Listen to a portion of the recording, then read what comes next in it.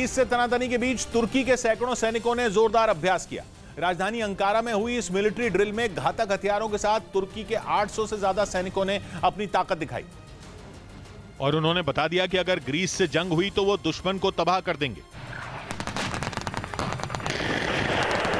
इस military drill में तुर्की ने अपने सबसे खतरनाक हथियारों का इस्तेमाल किया। जमीन हो या फिर आसमान, तुर्की के जवानों ने हर जगह से ऐसे हमले किए जैसे वो सचमुच की जंग लड़ रहे हों। उनकी आग उगलती मशीन गनों से इतनी गोलियां बरसीं कि सामने बनाए गए टारगेट पल भर में धराशायी हो गए।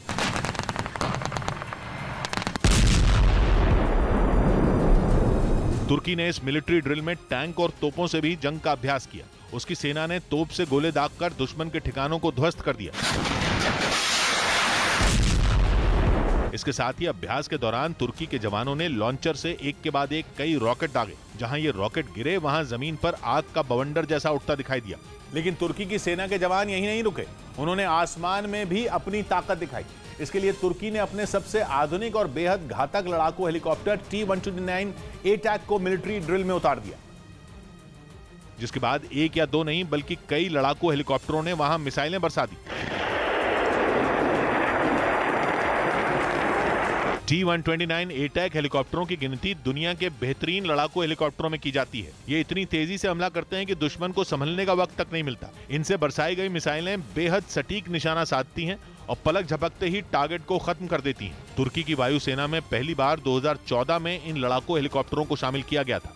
इसके बाद से अब तक 70 T-129 A-TAC हेलीकॉप्टरों को तुर्की की वायुसेना में शामिल किया जा चुका है। ये एक बार में 3 घंटे से ज्यादा वक्त तक उड़ान भर सकते हैं, जबकि इनमें 5 टन तक गोला बारूद लोड किया जा सकता है। और इसीलिए तुर्की ने ग्रीस को अपने इन लड़ाकू हेलीकॉप्टरों का दम दिखाया। लेकिन इस सैन्य अभ्यास के बाद तुर्की ने जो किया वो ग्रीस के लिए किसी बुरी खबर से कम नहीं है, क्योंकि दोनों देशों में बढ़ रहे तनाव के बीच तुर्की ने पहली बार बैलिस्टिक मिसाइल का परीक्षण कर दिया। और उसने दावा किया कि समंदर किनारे से दागी गई मिसाइल सटीक निशाने पर जाकर लगी। तुर्की ने जिस मिसाइल का परीक्षण किया वो छोटी दूरी तक मार करने वाली बैलिस्टिक मिसाइल है। इसे तुर्की ने समंदर किनारे बने एयरपोर्ट से समंदर के ऊपर छोड़ा। तुर्की के मुताबिक उसने पहली बार शॉर्ट रेंज की बैलिस्टिक मिसाइल का परीक्षण किया जो सफल रहा। उसने दावा किया कि उसकी टेफन नाम की मिसाइल 300 से 1000 किलोमीटर की दूरी तक मार कर सकती है। इससे पहले तुर्की के पास सिर्फ ऐसे रॉकेट थे जिनसे महज 150 से 180 किलोमीटर दूर तक ही वार किया जा सकता था। लेकिन अब इस मिसाइल के सफल परीक्षण से उसकी सेना की ताकत कई गुना बढ़ गई। इसी वजह से उसके हौसले बुलंद हो गए। मिसाइल ने टारगेट को हिट किया तो तुर्की ने ग्रीस को आंखें दिखानी शुरू कर दी और वहां के मीडिया में लिखा गया कि ग्रीस टेफन मिसाइल की जद में है। यानी तुर्की जिस दिन भी चाहेगा वो ग्रीस को अपनी मिसाइलों की मार से दहला देगा। उसकी मिसाइल ग्रीस में तबाही मचा देगी। तुर्की ने दावा किया कि उसने जिस मिसाइल का सफल परीक्षण किया उसकी नजर ग्रीस के चप्पे चप्पे पर है। तुर्की के मीडिया के मुताबिक टेफन ने 561 किलोमीटर दूर मौजूद टारगेट को मार गिराया। यानी अब तुर्की के हाथ एक ऐसा हथियार लग गया जो ग्रीस की नींद उड़ाने के लिए काफी है। अभी तक अपने सैन्य अभ्यास से ग्रीस को डरा रहे तुर्की ने अपनी बैलिस्टिक मिसाइल से उसके खौफ को बढ़ा दिया। और ग्रीस भी इस बात को अच्छी तरह से समझता है कि तुर्की उसके खिलाफ जोरदार तैयारियों में जुटा है। इसी वजह से वो भी तुर्की को जवाब देने के लिए अपनी ताकत बढ़ाने में लगा है, जिसके लिए कुछ रोज पहले ही उसने अपने F-16 लड़ाकू विमानों को आधुनिक और खतरनाक बनाने के लिए अमेरिका के साथ बड़ी डील कर ली। क्योंकि ये लड़ाकू विमान दुश्मनों का काल माने जाते हैं, इसीलिए तुर्की को जवाब देने के लिए ग्रीस इन विमानों को ज्यादा घातक बनाने में जुट गया, जिसके लिए उसने अमेरिका से बड़ी डील की। और इस डील के तहत अमेरिका से 2 फाइटर जेट तैयार होकर कुछ दिनों पहले ही ग्रीस पहुंच गए थे, जिसके बाद अब ग्रीस की वायुसेना दुनिया की चुनिंदा एयरफोर्स में शामिल हो गई जो अमेरिका से मिले घातक फाइटर जेट से लैस है।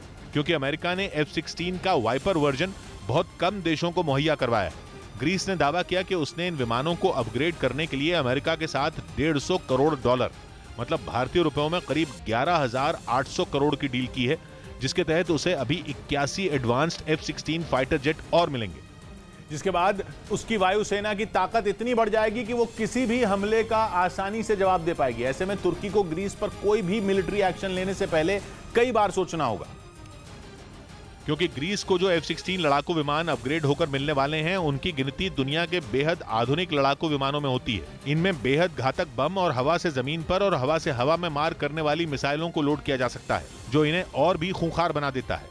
और इनके रेडार इतने शक्तिशाली होते हैं जो एक साथ कई टारगेट का पता लगा लेते हैं। साथ ही इन्हें दुनिया की सबसे खतरनाक और भरोसेमंद मानी जाने वाली हार्पून एंटीशिप मिसाइल से भी लैस किया जा सकता है। और ये बात तुर्की भी जानता है कि हार्पून मिसाइल का F-16 पर होना किसी बड़े खतरे से कम नहीं।